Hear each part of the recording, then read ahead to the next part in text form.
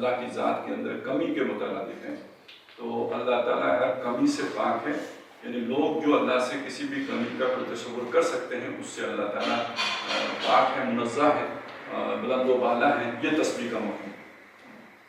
اور ساتھ یہ بات آئی کہ آسمانوں اور زمین، اور بعد دوسری جگہ پہ ما فی السماوات و ما فی الارض آیا ہے، یعنی جو کچھ آسمانوں میں ہے اور جو کچھ زمین میں ہے، اور جیسے یہاں پہ والارض کے ساتھ ما دوبارہ نہیں آیا ہے، تو یہ جب دو دفعہ آ جاتا ہے تو گویا تاکید، یعنی اس میں اضافہ ہو جاتا ہے، یعنی کوئی شے مستثنیٰ اس میں سے نہیں ہے۔ اور ان صورتوں میں یہ ماضی، یہاں پہ ماضی کا صیغہ ہے سبح، تسبیح کی، یعنی ماضی کی بات ہو رہی ہے، لیکن بعد جو چونکہ یہ 5 صورتیں ایسی ہیں جنہیں مسبحات ہم کہہ رہے ہیں جو اس حصے میں ہیں، ان 10 صورتوں میں جو ہے، تو ان میں سے بعض وہ ہیں کہ جن کے شروع میں مضارع کا صیغہ استعمال ہوا ہے کہ یسبح للہ ما فی السماوات و ما فی الارض، اور یہ دونوں تقریباً برابر 3 دفعہ استعمال ہوئے، بڑی صورتیں 5 ہیں لیکن 3 دفعہ سبح للہ اور 3 دفعہ یسبح للہ ہے۔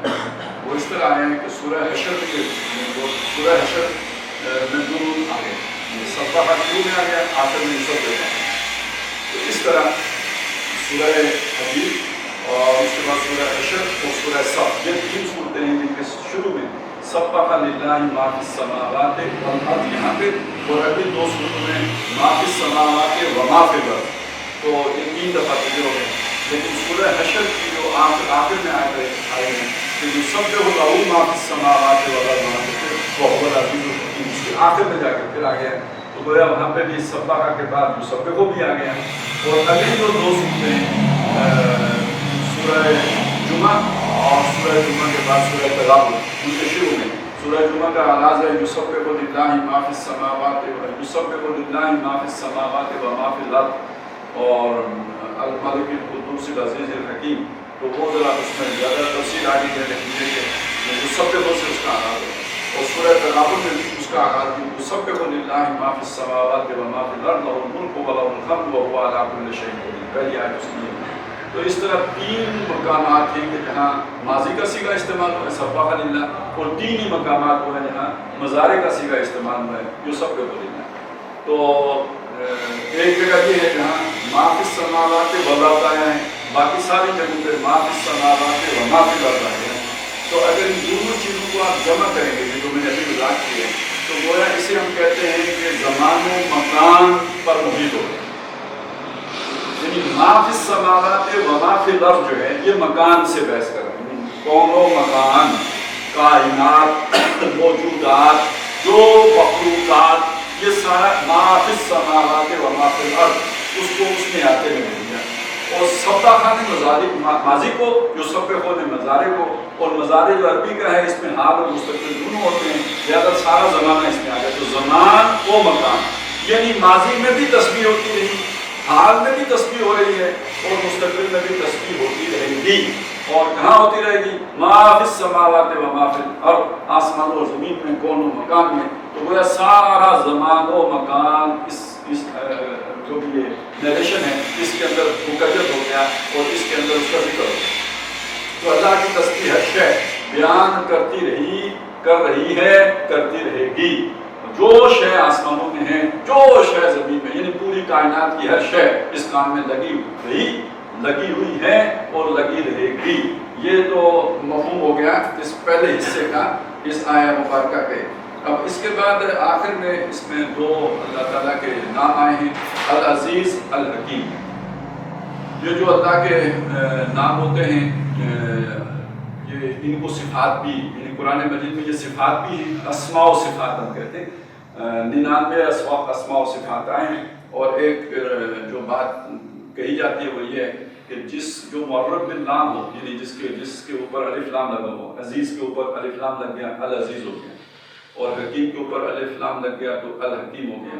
تو یہ جو ہے اللہ تعالیٰ کی گویا وہ نام ہے، اور عزیز اور حکیم جو ہے وہ اللہ کی صفت ہے، یا اس کے برعکس بھی کہا گیا ہے۔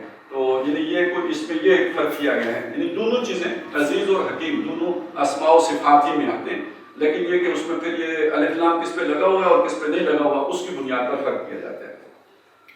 تو یعنی ایک کو اسماء کی کیٹیگری میں ڈال دیتے ہیں، دوسرے کو صفات کی کیٹیگری میں ڈال دیتے ہیں۔ اچھا، اب اس کا جو معنی و مفہوم کیا وہ بولتے ہیں ہمیں عزیز اور حکیم۔ عام طور پر آپ دیکھیں کہ قرآن مجید میں یہ مل کے آتا ہے، ان ربک عزیز الحکیم وہو العزیز الحکیم، یہاں پہ بھی العزیز الحکیم، یہ زیادہ جگہوں پہ آپ کو مل کے آئے گا، تو اس میں ایک ربط بھی ہے، وہ پہلے سمجھ لیتے ہیں۔ العزیز کا مفہوم کیا ہے؟ یہ لفظ عزت سے بنا ہے، وہی عزت جس کے ہم خواہاں ہوتے ہیں، اور عربی زبان میں عزت کا لفظ جو ہے یہ ذلت کے مقابلے میں استعمال ہے، اور ذلت کا لفظ ہمارے ہاں اردو میں رسوائی کے معنی میں استعمال ہے، جبکہ عربی میں رسوائی کے معنی میں استعمال نہیں ہوتا، کمزوری کے معنی میں استعمال ہوتا ہے۔ جسے پنجابی میں ماڑا کہتے ہیں، اردو میں کمزور کہتے ہیں، اور ہم کیا کہتے ہیں؟ لسا۔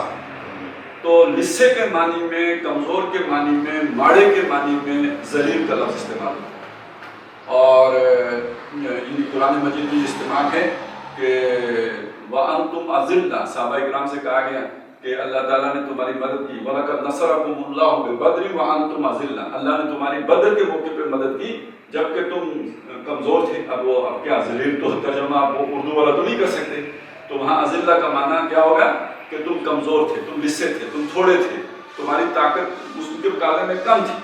تو اب اس کمزور کے مقابلے میں کون سا لفظ آئے گا؟ طاقتور کا لفظ آئے گا، قوت والا لفظ آئے گا، زور آور کا لفظ آئے گا، وہ ہے اصل میں عزیز کا مفہوم۔ اس لیے آپ اس کا ترجمہ دیکھیں گے اکثر کیا ہوتا ہے زبردست۔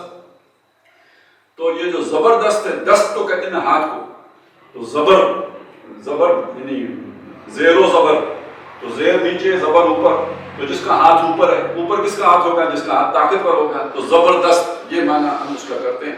تو العزیز کا مطلب زبردست یعنی طاقتور، یعنی قوت والا، یعنی طاقت والا۔ اب اس کی طاقت ہے کتنی؟ اس کی طاقت کا اندازہ اس سے لگائیں کہ کوئی پتا بھی جنبش نہیں کر سکتا اس کی اذن کے بغیر، یہ اس کی طاقت ہے۔ وما جو کوئی شے اور کوئی مصیبت نہیں آ سکتی اس کے اذن کے بغیر۔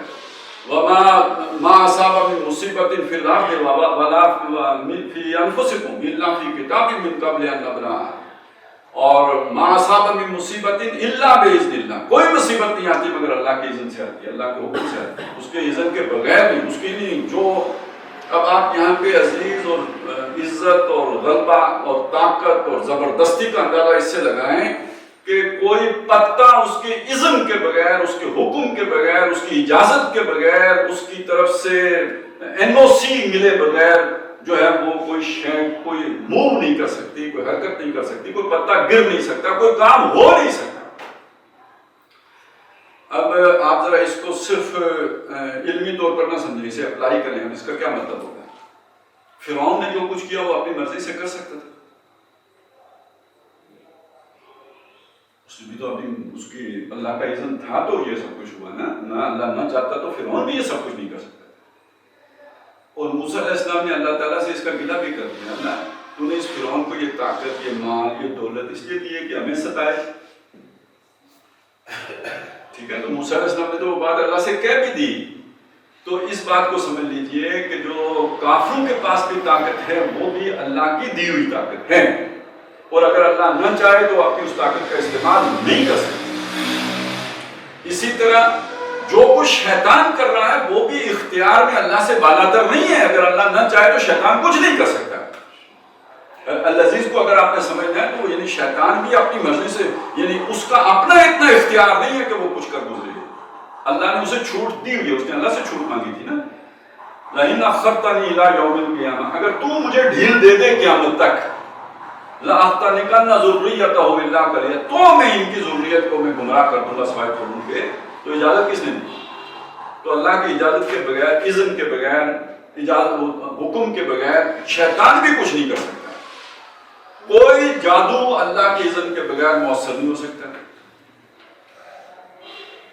وَمَا هُمْ بِضَارِّينَ بِهِ مِنْ أَحَدٍ إِلَّا بِإِذْنِ اللَّهِ، یہ کسی کو اس جادو کے ذریعے سے ضرر نہیں پہنچا سکتے، نقصان نہیں دے سکتے، تکلیف نہیں دے سکتے، مگر اگر اللہ کا اذن ہوگا تو یہ ہوگا، مگر اللہ نہ چاہے تو نہیں ہو سکتا۔ اچھا، یہ قرآن مجید میں ایک بات اور بھی آئی ہے کہ جب کوئی بھی نبی یا رسول آ کے دعوت پیش کرتا ہے تو اس کی دعوت کے اندر کیڑے نکالنے کا کام، مین میخ نکالنا، ذرا مہذب اردو میں کہتے ہیں، عام گلی کوچے کی اردو میں اسے کہتے ہیں کیڑے نکالنا، تو یا بال کی کھال نکال کے تو چیز کو الجھا دینا، جسے کہتے ہیں التباس پیدا کرنا، یعنی ایک عام آدمی کنفیوز ہو جائے کہ سچ کیا ہے جھوٹ کیا ہے، یعنی سچ کے مقابلے میں جھوٹ کو اتنے زور سے پھیلاؤ کہ عام آدمی کا ذہن جو ہے وہ ہکا پکا اسے سمجھ نہ آئے کہ اس میں صحیح کیا ہے غلط کیا ہے، وہ گڑبڑ ہو جائے اس کے اندر مضمون۔ تو ہمیشہ اہل باطل اہل حق کے مقابلے میں، یعنی انبیاء کے مقابلے میں اہل باطل کا رویہ یہ رہا ہے کہ جھوٹ کو اتنے زور سے پھیلا دو کہ وہ حق کو گڑبڑ کر دے۔ قرآن مجید میں مشرکین کا ذکر آیا ہے، مشرکین مکہ کا، کہ وہ کہتے ہیں کہ جب قرآن پڑھا جائے تو والغوا فیہ، شور مچاؤ، لا تسمعوا لہذا القرآن، یہ قرآن مت سنو، والغوا فیہ، ہوٹنگ کرو، اتنا شور مچاؤ کہ دوسرا بھی نہ سن سکے، یہ کام بھی کرتے ہیں۔ اور دوسری بات سورہ کاف میں یہ بتائی گئی کہ یہ کام بھی کرتے ہیں کہ یجادل الذین کفروا بالباطل، یہ جو کافر لوگ ہیں یہ باطل طریقے سے، غلط طریقے سے، جھوٹے طریقے سے مجادلہ کرتے ہیں، یعنی بحث کرتے ہیں، آرگومنٹ کرتے ہیں۔ اس آرگومنٹ کا مطلب کیا ہوتا ہے؟ تاکہ حق کو ملتبس کر دیں۔ یہی کام جو ہے وہ بنی اسرائیل کے علماء بھی کرتے تھے، لا تلبسوا الحق بالباطل وتکتموا الحق وانتم تعلمون، یہ حق کو باطل کو گڑبڑ نہ کر دو، اور اس جب گڑبڑ کرو گے تو حق نیچے چھپ جائے گا، اور تمہیں پتہ ہے کہ حق کیا ہے، جان بوجھ کے گڑبڑ کرتے ہو، وانتم تعلمون، تمہیں معلوم ہے۔ تو اہل باطل کا، اہل شیطان کا ایک طریقہ یہ رہا ہے ہمیشہ کہ وہ حق کو باطل کو گڑبڑ کر دیتے ہیں۔ اب آپ سوچئے، اب اس پہ تاریخ کیجئے کیا حضرت نوح علیہ السلام ہے یا محمد رسول اللہ صلی اللہ علیہ وسلم یا حضرت عیسیٰ علیہ السلام ہے یا حضرت موسیٰ علیہ السلام ہے، وہ کتنی محنت کر کے ایک سچی بات، حق بات، حقیقی بات، مبنی پر حق بات لوگوں کے سامنے پیش کرتے ہیں۔ ایک آدمی نے اٹھ کے ایسا حرکت کی کہ وہ گڑبڑ ہو گیا، تو ان جو داعی حق ہے اس کے اوپر کیا گزرے گی، کتنی بڑی مصیبت ہے کہ جو اس شخص نے کھڑی کر دی، کتنا بڑا فتنہ ہے۔ تو سورہ انعام میں یہ بات بتائی کہ دیکھیے نبی صلی اللہ علیہ وسلم، آپ بھی اور آپ کے ساتھی بھی اس بات سے پریشان ہو رہے ہیں کہ یہ حق کو باطل کو گڑبڑ کر دیتے ہیں۔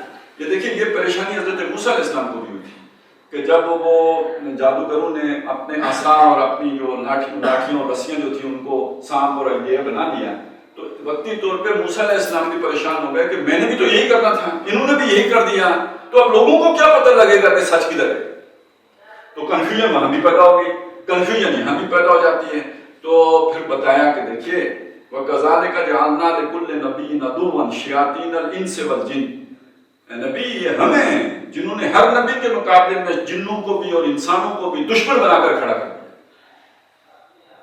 یوحی بعضهم الی بعض زخرف القول، یہ جو دشمن ہیں شیطان جن اور انس، یہ آپس میں ایک دوسرے کو کمیونیکیٹ کرتے ہیں، یعنی یہ جو مجادلہ بالباطل ہے، یہ جو آرگومنٹ بلڈ کرتے ہیں، آج جو سمجھے دہریے جو آرگومنٹ لے کے آئیں گے، جو مغرب زدہ دانشور جو آرگومنٹ لے کے آئیں گے، ان کو کہیں سے وہی ہو رہی ہے۔ یوحی بعضهم الی بعض زخرف القول غرورا، باتیں بڑی چکنی چپڑی، اندر یہ ہے کہ شیطنت ساری اس میں بن ہوئی ہے، اور لوگ اس سے متاثر ہو رہے ہیں، اور حق پرست جو ہیں اس سے بڑے پریشان ہو رہے ہیں کہ یار یہ تو سارے لوگوں کو انہوں نے اپنی طرف پیچھے لگا دیا ہے۔ تو یہ پریشانی وہاں بھی تھی، تو یہ ہم نے ان کو کرنے کا موقع دیا ہے۔ اور وَلَوْ شَاءَ رَبُّكَ مَا فَعَلُوهُ، اگر آپ کا رب چاہتا تو یہ نہ کر سکتے، بالکل نہیں کر سکتے تھے۔ اگر آپ کا رب چاہتا، وہ العزیز ہے، اگر وہ چاہتا تو یہ نہیں کر سکتے تھے۔ فَذَرْهُمْ وَمَا يَفْتَرُونَ، تو آپ چھوڑ دیجئے ان کو بھی اور ان کے جو افطرا ہے جو انہوں نے گھڑا ہے، وہ جو آرگومنٹ کا جو جسے یہ آج بیانیہ کہتے ہیں، یہ گھڑی ہوئی بات بیانیہ ہوتی ہے، یہ سمجھ لیجئے۔ قرآن مجید ایک نظریہ ہے، نظریہ توحید ہے، یہ بیانیہ نہیں ہے، اس کی ایک جڑ ہے، ایک بنیاد ہے، ایک اصول ہے جس پر یہ اٹھا ہوا ہے، سارے مضامین اٹھے ہوئے ہیں۔ بیانیہ ایک بے بنیاد شے ہوتی ہے کہ جس کو آپ اپنے پروپیگنڈے کے زور پر بیان کر کے لوگوں کو ذہنوں میں ڈال دیتے ہیں، یہ بیانیہ ہے، جس کی کوئی جڑ بنیاد نہیں ہوتی۔ تو آج بیانیہ کچھ اور ہوتا ہے، کل بیانیہ کچھ اور ہو جاتا ہے۔ تو بیانیہ سے یو ٹرن لینا بھی ممکن ہے، نظریے سے یو ٹرن لینا ممکن نہیں ہوتا۔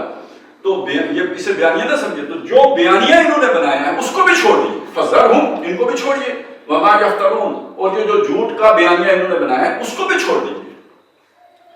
اب یہاں تک اسے ذہن میں رکھیے گا، اس کا اگلا حصہ جو ہے اللہ کی دوسری صفت سے تعلق رکھتا ہے، وہ جب اس پر ہم آئیں گے تو اس سے آگے میں آپ کو بتاؤں گا۔ ابھی میں صرف آپ کو العزیز بتا رہا ہوں کہ اللہ تعالیٰ کس طرح غالب ہے، کس طرح چھایا ہوا ہے، کس طرح جو قاہر ہے، پوری کائنات اس کے قابو میں، کوئی اس کا باغی نہیں ہے۔ چنانچہ بعض جگہ ہیں کہ جہاں پھر اللہ تعالیٰ واضح کرتا ہے کہ تم تو بے بس لوگ ہو یار، تمہارے پاس کچھ بھی، تم کیا سمجھتے ہو کہ تمہارے اختیار میں کچھ ہے. یہ وہ جگہ ہیں کہ جن سے پھر لوگوں کو مغالطہ لگا کہ یار ہمارے پاس تو اختیار ہی نہیں، ہم تو بالکل ہی غیر جو ہے متعلق ہو کے رہ گئے. جب قرآن کہتا ہے وَمَا تَشَاءُونَ إِلَّا أَن يَشَاءَ اللَّهُ، تم چاہ بھی نہیں سکتے جب تک کہ اللہ نہ چاہے. اب ذرا سوچئے اس بات کو کہ ہم بڑا جو ہے نا وہ ایک تسلی دینے کے لیے یہ بات کہتے ہیں کہ دیکھیں ہم کاسب اعمال ہیں اور یعنی ہم کسب کرتے ہیں، تو ہم فاعل نہیں ہیں، فاعل تو اللہ کی ذات ہے نا، تو ہمیں وہ توفیق اللہ کی طرف سے ملتی ہے تو ہم کام کرتے ہیں. یعنی جیسے چور کو چوری کرنا اس کے لیے ممکن نہیں ہے اگر اللہ تعالیٰ اس کو اجازت نہ دے، تو اسی طرح کوئی نیکی کرنا میرے لیے ممکن نہیں ہے کہ جب تک اللہ کی طرف سے اجازت نہ ہو. تو اب اگلی بات یہ ہوگی کہ ہم یہ کہتے ہیں کہ ہم ارادہ کرنے کے متعلق، یعنی ہم ارادہ کرتے ہیں تو اللہ تعالیٰ ہمارے نیک ارادے کو بھی توڑ پہنچا دیتا ہے، ہمارے برے ارادے کو بھی توڑ پہنچا دیتا ہے. پہنچانے والی ذات اللہ کی ہے، یہ ہم ایک کہتے ہیں یعنی اختیار کی بات کرتے ہیں. لیکن یہ آیت جو میں نے ابھی آپ کو سنائی ہے یہ تو بتاتی ہے کہ تم سوچ بھی نہیں سکتے، تم تو چاہ بھی نہیں سکتے. وَمَا تَشَاءُونَ، تم چاہ بھی نہیں سکتے إِلَّا أَن يَشَاءَ اللَّهُ. اور یہ ایک جگہ پہ نہیں ہے وَمَا يَذْكُرُونَ إِلَّا أَن يَشَاءَ اللَّهُ، وہ ان کا تذکرہ نہیں ہو سکتا، ان کی نصیحت ان کو نہیں اثر کر سکتی اگر اللہ نہ چاہے. کسی کو ہدایت نہیں مل سکتی ہے، نبی آپ بھی ہدایت نہیں دے سکتے اگر اللہ نہ چاہے. تو ذرا اس بات کو سمجھیے کہ اس کے اندر کتنی گمبھیرتا ہے، اس کے اندر کتنا اللہ کے اختیار کا ذکر کتنا زور دے کر سمجھایا گیا. وَمَا تَشَاءُونَ إِلَّا أَن يَشَاءَ اللَّهُ، تم چاہ بھی نہیں سکتے جب تک کہ اللہ نہ چاہے. اور کوئی بھی شخص ویسے اپنے یہ جو ذہن کا پروسیس ہوتا ہے نا، ذرا گروم بھی نہیں کرے نا، یہ ہوتا کیسے؟ میں اور آپ کوئی بات کر رہے ہیں، اچانک کوئی بات یاد آ جاتی ہے، کون یاد کر رہا ہے؟ یعنی ہماری کوئی شعوری ایفرٹ تو نہیں ہوتی اس کے پیچھے، ہم نے کوئی سوچ کے تو وہ بات تو یاد نہیں کی ہوتی.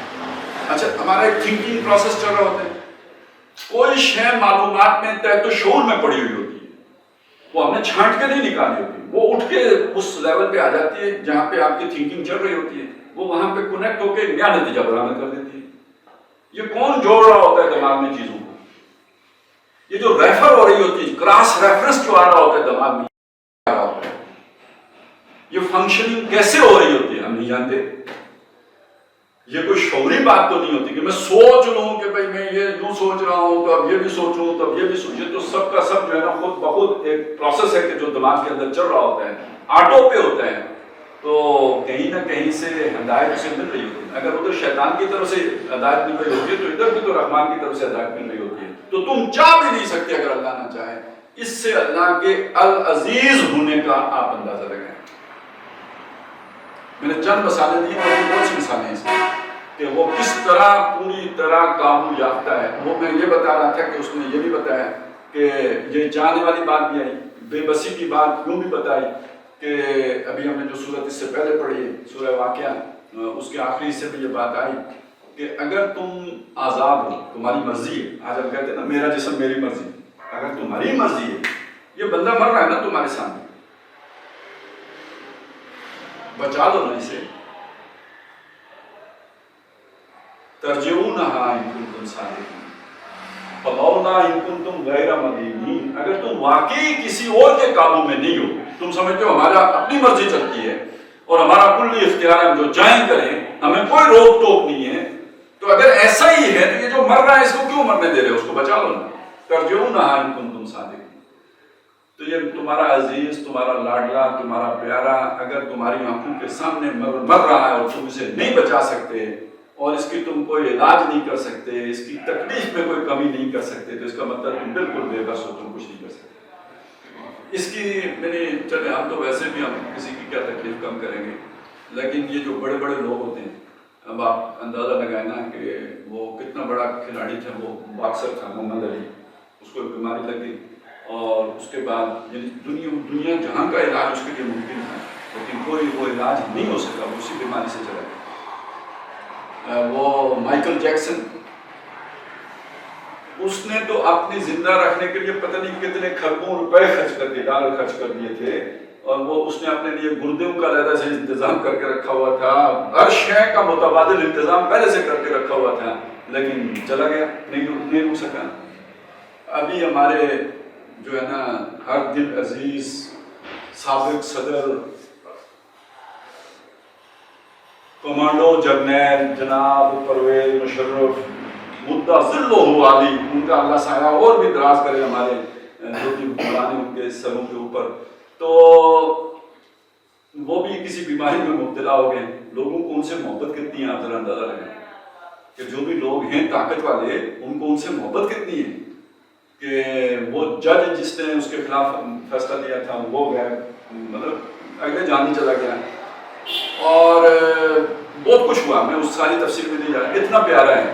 لیکن جس مصیبت میں اللہ نے ڈال دیا اس سے نکال تو کوئی نہیں سکتا. ترجعونہا ان کنتم صادقین، اگر تم کچھ کر سکتے ہو، تم واقعی اتنی طاقتور ہو گئے ہو تو ذرا اسے صحت مند کر کے دکھاؤ نا، اس بیماری سے نکال کے دکھاؤ نا. یہ ہے انسان کی بے بسی، اور یہ ہے اب اس کو یہ لفظ آپ اللہ کے مقابلے میں جب لے کے آئیں گے تو یہ انسان کی ذلت ہے، پستی. ذلت اب رسوائی کے معنی میں نہ نہیں، اللہ کے سامنے بے بسی انسان کی کمزوری، لسا پن، لسا کہ انسان اللہ کے مقابلے میں بالکل لسا ہے، لم یلد. اور اس کے مقابلے میں اللہ العزیز. اچھا اب آگے اگلی بات آ گئی الحکیم. حکیم کا لفظ جو ہے ہا کاف میم مادے سے بنا ہے، کیاف جسے ہم کہتے ہیں، اور اس سے لفظ حاکم بھی بنتا ہے جس کا مطلب حکمران ہوتا ہے، اور اسی سے لفظ جو ہے مستحکم بھی بنتا ہے، استحکام اسی سے بنا ہے، اسی سے مستحکم بھی ہے. تو یہ میں کیوں بتا رہا ہوں؟ اس لیے بتا رہا ہوں کہ اس کے اندر ایک پختگی کا مفہوم ہے، پختگی، میچورٹی. اور یہ جو مفہوم ہے حاکم کا مطلب کیا ہوتا ہے کہ ظاہر ہے آج کل کے حکمرانوں کو چھوڑ دیجیے، پہلے وقت کے حکمران جو تھے وہ انٹلیکچوئل لوگ ہوتے تھے، اپنے معاشرے کے نہایت چنیدہ لوگ ہوتے تھے، پڑھے لکھے لوگ ہوتے تھے. کہتے تھے کہ کلام الملوک، جو بادشاہوں کا جو کلام ہوتا ہے وہ ملوک الکلام، تمام کلاموں کا بادشاہ ہوتا ہے. یعنی بادشاہ اپنے اس انداز میں بات چیت کیا کرتے تھے، یعنی ان کو بڑی حکمت کی باتیں عطا ہوتی تھیں، یا ان کے یعنی بڑے پڑھے لکھے لوگ ہوتے تھے. تو دوسری طرف یہ کہ بادشاہ کون بنے گا؟ اس زمانے میں کوئی آئین تو تھا نہیں، ٹھیک ہے نا، کہ بھائی الیکشن ہوئے جو جیتے گا اس کو بڑے پرامن طریقے سے انتقال اقتدار ہو جائے گا. نہیں، اس دن تو اس زمانے میں تو جو طاقت والا ہوگا، جو صحیح پھینٹی چڑھا دے گا، جو مستحکم ہوگا وہی اقتدار تک پہنچے گا. سروائیول آف دا فٹسٹ، یہ اصول، جو سب سے زیادہ طاقت والا ہوگا وہ حکمران بنے گا. یہی پرانے وقتوں میں یہی ہوتا تھا، طاقت والا اوپر جائے گا، یہ حاکم ہے. اور اس کا حکم رٹ آف دا گورنمنٹ، جب تک آپ کی گورنمنٹ مضبوط نہ ہو، طاقتور نہ ہو تو اس کی رٹ قائم نہیں رہ سکتی. تو یہ اس کے حاکمیت کے اندر یہ چیز شامل ہے، پختگی. اور حکیم کا معنی کے ساتھ جو پختگی آتی ہے وہ پختگی ہے اصل میں عقل کی پختگی، علم کی پختگی، فہم کی پختگی، سمجھ کی پختگی. یعنی ایک بہت ہی میچور پرسنالٹی، علم کے اعتبار سے، دانش کے اعتبار سے، وزڈم کے اعتبار سے، ایک ہم جسے ایک وائز مین کہہ سکیں، یہ معنی ہے الحکیم کا. اب ان دونوں صفات کا آپس میں تعلق ہے. آپس میں تعلق یہ انسان کی سطح پہ ذرا سوچیں، ابھی ذرا اللہ تعالیٰ کی ذات کو ایک طرف رکھیں، انسانی سطح پر سوچیں کہ جس کے پاس اتنا اختیار ہو کہ جو ہم نے عزیز میں دیکھا ہے، ٹھیک ہے، وہ کسی کو منہ لگائے گا، وہ کسی کی بات سنے گا، کسی کی طرف جو ہے وہ جو اس کی یعنی کوئی لفٹ کرانے کے لیے تیار ہوگا؟ نہیں، بالکل. جس کے پاس طاقت ہوگی وہ بکٹ جائے گا اور اپنی مرضی سے جائے گا. پولیٹیکل سائنس کا ایک اصول ہے کہ اتھارٹی ٹینڈز ٹو کرپٹ. جس کے پاس طاقت ہوتی ہے نا، اس طاقت کے اندر یہ رجحان ہوتا ہے کہ وہ کرپٹ ہو جائے، جبر کی طرف چلی جائے گی، فسطائیت کی طرف چلی جائے گی. یہ تو اتھارٹی کا یوں سمجھے جیسے حسن ہے نا، تو حسن کے ساتھ ناز نخرہ جڑا ہوا ہے، تو اسی طرح اتھارٹی کے ساتھ یہ فسطائیت جو ہے یہ جڑی ہوئی ہے. تو authority tends to corrupt and absolute authority corrupts absolutely. تو جہاں بھی جس شخصیت کو آپ جس نام پر بھی یہ اتھارٹی دے دیں گے وہاں پہ کرپشن لازمی آ جائے گا. آپ نے تقدس کے نام پر اگر پیروں کو سر پہ بٹھا لیا ہے کہ جو پیر صاحب فرمائے وہ حکم آخری ہوگا، تو سوال نہیں پیدا ہوتا کہ پیر صاحب سیدھے رہنا. پیر صاحب میں خرابیاں نہیں، اسی لیے تو پھر وہ آپ کو ایکسپلائٹ کریں گے. اور ہم کو تو میسر نہیں، مٹی کا دیا بھی گھر کا بجلی کے چراغ ان سے روشن، ٹھیک ہے نا. تو اب وہ بجلی کے چراغ نہیں تو چلیں 4 کروڑ کی گاڑی تو ہوتی ہے نا. تو پیر صاحب کا معاملہ یہ، تو جس کے پاس بندوق ہوگی وہ کیوں نہیں کرپٹ ہوگا؟ سب سے بڑی کرپشن تو آئین شکنی ہے. مالی کرپشن کا نمبر بعد میں آتا ہے صاحب. جو بیسک کانٹریکٹ ہے جس کی بنیاد پر لوگ جو ہے نا مل کر رہ گئے ہوتے ہیں، اس کے اگینسٹ چلے جانا اپنی اس اتھارٹی کے بل پر، اپنی اس طاقت کے بل پر، اپنی اس لاٹھی اور بندوق کے زور پر، اور اس معقولیت کو چھوڑ کر، تو یہ اس سے بڑی کرپشن کوئی ہے نہیں. کیونکہ ہم نے غلامی میں زندگی بسر کی، ہمیں پتہ نہیں ہے کہ یہ بھی کوئی کرپشن ہوتی ہے. یہ بات سمجھانے کے لیے ہمیں ابھی مدت چاہیے ہوگی اپنی قوم کو سطح پہ لے کے آنے کے لیے کہ یہ ملک ہمارا ہے، اور یہ کہ اس کے ہم برابر کے شہری ہیں. اور اس میں جب کوئی اس کانٹریکٹ کو ڈسٹرکٹ کرتا ہے کہ جو ہم نے بنایا ہے، تو اس سے بڑی کرپشن کوئی نہیں ہوتی. اس کے بعد وہ کہے کہ جی میں کرپشن نہیں، میں مسٹر کریم. تو بھائی آپ کے آنے کا طریقہ ہی بدماشوں والا ہے، تو آپ کیسے کرپٹ نہیں ہو؟ تو بہرحال بات یہ ہو رہی تھی کہ جہاں پر العزیز ہوگا نا، جس کے پاس طاقت ہوگی، وہ لازمن منمانی کی طرف جائے گا. اور منمانی میں کوئی اصول نہیں ہوگا، کوئی اس میں ضابطہ نہیں ہوگا، اس میں مفاد ہوگا، ویسٹڈ انٹرسٹ ہوگا جس کی طرف وہ ٹلٹ کرے گا. جبکہ اللہ تعالیٰ ہمیں ہماری اس سوچ کے مطابق، کیونکہ ہمارا تجربہ یہی ہے کہ جس کے پاس طاقت ہوتی ہے وہ پھر بے مہار ہو جاتا ہے اونٹ کی طرح. تو اللہ نے بتایا کہ میں العزیز بھی ہوں، الحکیم بھی. یہاں پہ ایک اشکال پیدا ہو سکتا ہے، میں پہلے ہی رفع کروں. ایک بات سمجھ لیجیے، اس سے یوں لگتا ہے جو کچھ ابھی تک میں نے بیان کیا کہ اللہ تعالیٰ کا جو العزیز ہونا ہے یہ تابع ہے الحکیم.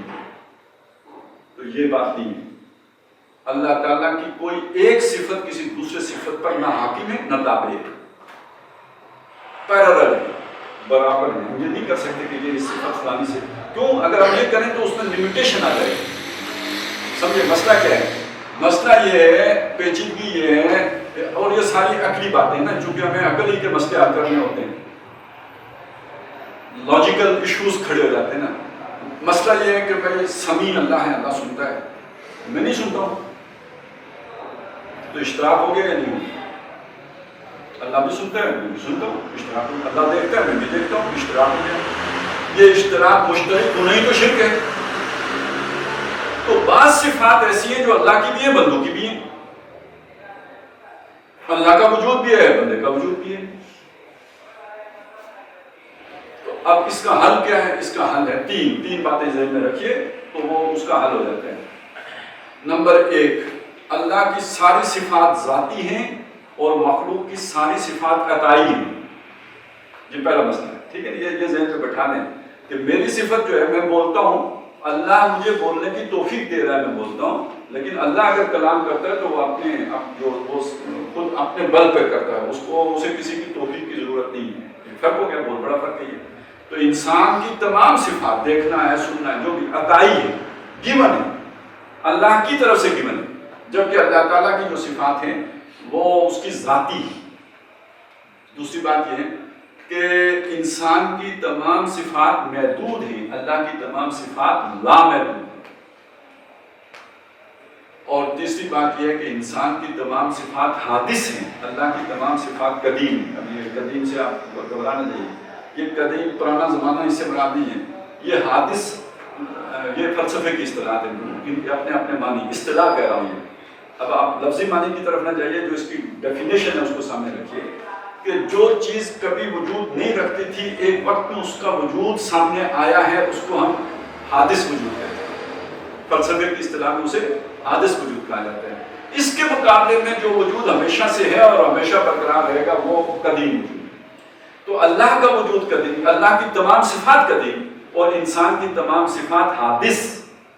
آپ اگر 1970 میں پیدا ہوئے ہیں تو اس سے پہلے آپ نہیں سنتے تھے، اس کے بعد آپ نے سننا شروع کیا، اور جب آپ مر جائیں گے تو آپ نہیں سنیں گے. جبکہ اللہ ہمیشہ سے سنتا آیا ہے، ہمیشہ سنتا رہے گا. تو یہ 3 فرق ہو گئے، اللہ کی تمام صفات قدیم اور انسان کی تمام صفات حادث. دوسرا، اللہ کی تمام صفات جو ہے ذاتی اور انسان کی تمام صفات عطائی. اور تیسرا فرق کیا ہے؟ اللہ کی تمام صفات لامحدود اور انسان کی تمام صفات محدود۔ اب یہ جو آخری بات ہے اس کو ذرا سامنے رکھیں۔ اگر ہم یہ کہیں کہ اللہ تعالیٰ کی صفت حکمت غالب ہے یا حاکم ہے صفت عزیز کے اوپر، تو اس کا مطلب ہے عزیز لامحدود نہیں رہے گا، اس کی لیمٹس آ جائیں گی کسی جگہ پہ۔ یہ اللہ کی کسی صفت کے ساتھ ہم نہیں کر سکتے۔ تو اللہ تعالیٰ کی تمام صفات لامحدود ہیں، تو اس کا مطلب یہ سب برابر ہے۔ تو یہ العزیز جو ہے وہ اپنی جگہ پہ ہے، الحکیم اپنی جگہ پہ ہے۔ اب الحکیم کو ذرا اس کے ساتھ جوڑیں، العزیز کے ساتھ ایک بات تو ہمیں سمجھ آ گئی نا، لیکن دوسری بات کے سامنے آپ دیکھیں کہ اللہ تعالیٰ جب کسی کو مطلب شیطان کو اذن دے دیا کہ ٹھیک ہے تم یہ کام کر سکتے ہو، کسی کو چوری کرنے کا اذن دے دیا کہ تم کر سکتے ہو، کسی کو یہ اذن دے دیا کہ رسولوں کی مخالفت کر سکتے ہو، کسی کو اذن دے دیا کہ تم رسولوں کے مقابلے میں اپنی بات دھڑلے سے کہہ سکتے ہو، بکواس غلط بات جو مجادلہ بالباطل، اس کی اجازت دے دی، کسی کو جادو کرنے کی اجازت دے دی۔ تو اس کے پیچھے حکمت ہے، وہ حکمت وہاں پہ بیان کی جہاں پہ وہ بات آئی تھی نا کہ فرمایا کہ ان کو بھی چھوڑ دیں اور جو کچھ انہوں نے تراشا ہے اس کو بھی چھوڑ دیں، ان کے بیانیے کو بھی چھوڑ دیں۔ تو آگے کیا بات ہے کہ یہ اللہ نے یعنی اشکال کھڑا ہو گیا کہ اللہ نے ان کو کیوں چھوڑ دی ہوئی ہے۔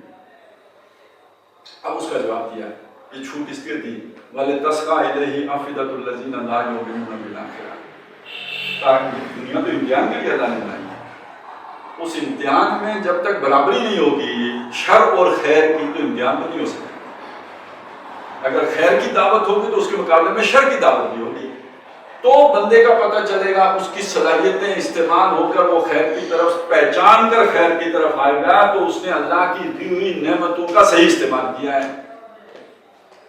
اور اگر اس نے وہ جو بھی پروپیگنڈا تھا اس میں بیٹھ کے حق کو نہیں پہچانا، اس کا مطلب ہے نہ اس نے آنکھوں کا صحیح استعمال کیا، نہ کانوں کا صحیح استعمال کیا، نہ عقل کا صحیح استعمال کیا، اس نے اللہ کی دی ہوئی نعمتوں کی ناقدری کی ہے۔ تو یہ حکمت ہے جس کے تحت اللہ تعالیٰ نے ان کو یہ اجازت دے رکھی ہے۔ تو اسی پر قیاس کر لیجئے کہ اللہ کا کوئی فعل، اللہ کا کوئی عمل، اللہ کا کوئی حکم حکمت سے خالی نہیں ہوتا۔ ہماری سمجھ میں آیا نا؟ اب اس سے کتنا بڑے مغالطے پیدا ہوتے ہیں۔